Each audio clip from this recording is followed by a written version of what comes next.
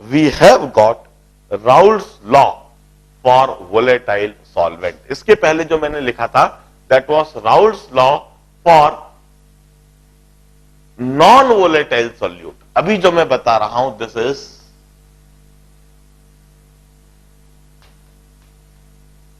Raoul's law for volatile solvents.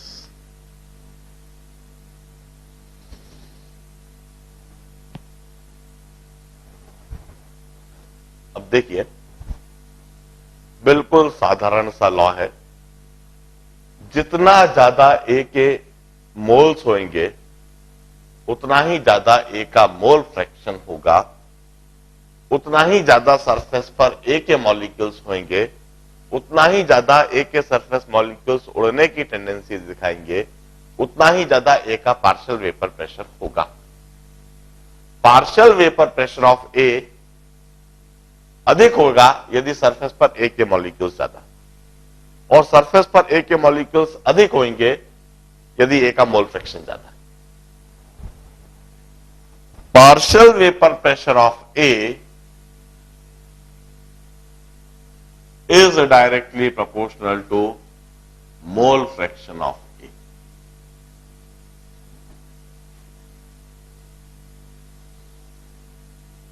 Partial vapor pressure of A is directly proportional to mole fraction of A.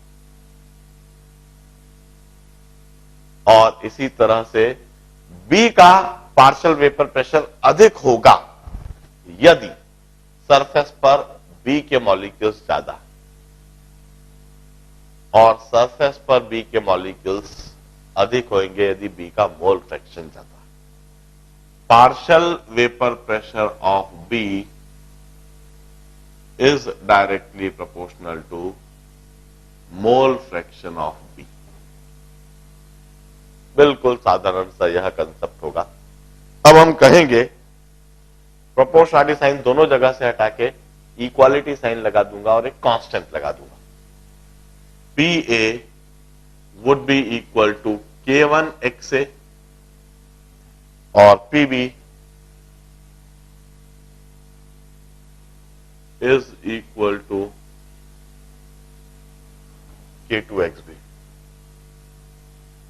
मुझे K1 की value भी determine करना है, मुझे K2 की value भी डिटरमाइन करना है, दोनों को सेपरेटली, दोनों को अलग अलग डिटरमाइन करना हूं। पहले K1 की वैल्यू डिटरमाइन करने के लिए मैं कंडीशन अप्लाई करता हूं। If I take a solution जिसमें XA की वैल्यू 1 हो जाए, यदि मैं एक ऐसा सॉल्यूशन बना लूं जिसमें XA की वैल्यू 1 हो, तो XA की वैल्यू 1 होना मतलब क्या?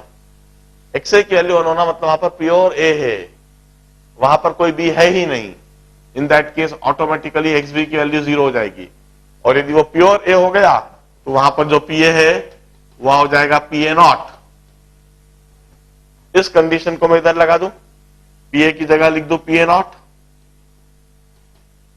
K1 की जगह K1 और XA की जगह 1।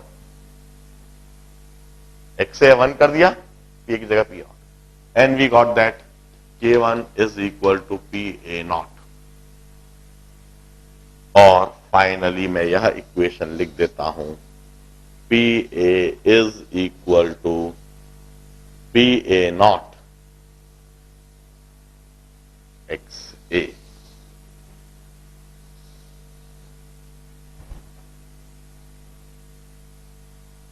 Partial vapor pressure of A is equal to PA0 XA।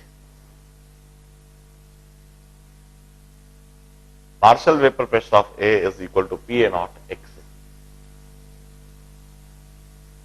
अब मैं K2 की वैल्यू निकाल देता हूं। K2 की वैल्यू निकालने के लिए वंस अगेन मैं कंडीशन लगाऊंगा। इफ XB इज 1, यदि मैं एक ऐसा सॉल्यूशन बनाऊं जिसमें XB की वैल्यू 1 है, तो ऑटोमेटिकली उसमें XA 0 हो जाएगा। इसका मतलब वहां प्योर भी है, A कुछ है ही नहीं, और यदि वहां पर प्योर भी है तो PB की वैल्यू होना चाहिए PB0।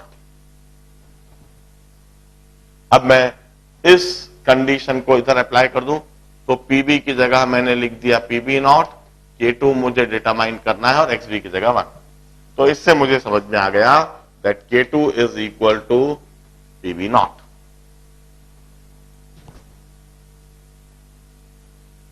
और इस K2 को फिर इधर रख दूं तो मुझे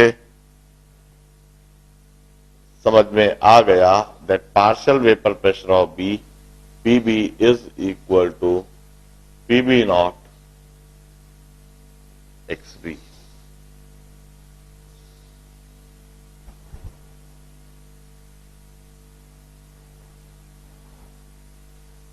हमने जो सॉल्यूशन बना है, इस सॉल्यूशन में ए का vapour pressure partial vapour pressure और बी का partial vapour pressure Dalton's law से राउल्ट्स लॉ से लिख दिया।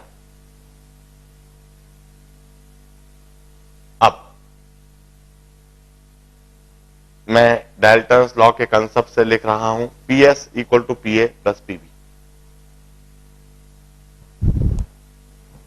Vapour pressure of solution PS is equal to PA plus PB। PA की जगह PA नॉट XA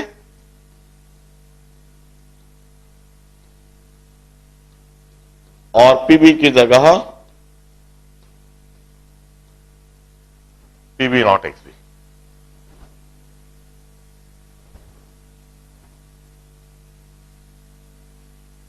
हमने यह बात लिख दी। अब XA प्लस XB इज 1। मैं इस इक्वेशन को प्योर XA के टर्म्स में लिख सकता हूं यदि मैं लिख दूं XB equal to 1 minus XA। मैं इधर लिखकर एक बात देख लेता हूं, PS is equal to PA naught XA plus PB naught into 1 minus XA। PA naught XA ऐसा कैसे लिखा रहने दिया, प्लस PB नॉट ऐसा कैसे ही है, और XB की जगह लिख दिया मैंने 1 minus XA।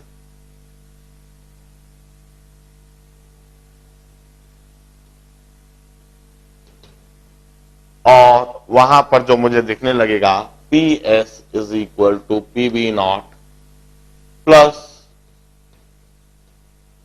PA naught minus PB naught XA।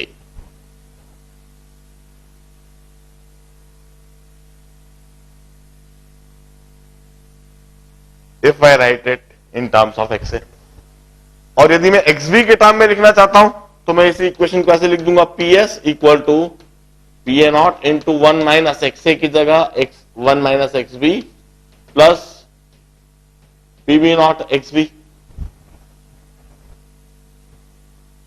तो यहां PS दिखने लगेगा, PS is equal to PA naught plus PB naught minus PA naught, PB naught minus PA naught XB. I may write this equation in this manner. This is the vapor pressure of resulting solution.